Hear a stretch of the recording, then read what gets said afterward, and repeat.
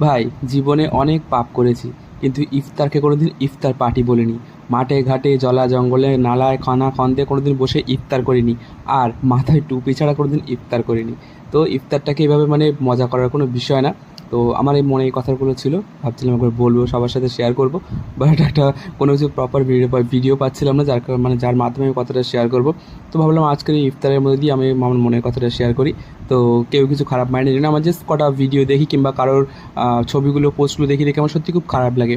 মানে এখানে যাচ্ছে সেখানে যাচ্ছে, এই করছে সেই করছে, মানে জুম্মার নামাজ পড়ে এসেই মানে সেই পাঞ্জাবি গায়ে রিলস বানাচ্ছে, ভিউজ নিচ্ছে। খুব ভালো কথা, কিন্তু এগুলো হাতিয়ার না করাই ভালো। তো আজকে ছিল আমার আফাদের বাড়ি ইফতারে কিন্তু প্রচুর জোগাড় যন্ত্র ছিল, তোমরা দেখেই বুঝতে পারছো। তো অলমোস্ট আমার গলা অবধি চলে এসেছিলো ইফতারটা, দেখতে পাচ্ছ পাঁপড় আর জিলিপি, যেটা আমার খুব ফেভারিট। তো এই ছোট্ট একটা ব্লগ তোমাদের কেমন লাগলো আমাকে অবশ্যই জানিও। সবাই খুব ভালো থেকো। আর আমি খুব ভালো ভালো ব্লগ নিয়ে আসবো, সবার আশা করছি সবার ঈদ খুব ভালো কাটবে, ঈদের সময় খুব ভালো ব্লগ নিয়ে আসবো। সবাইকে টাটা, সবাইকে।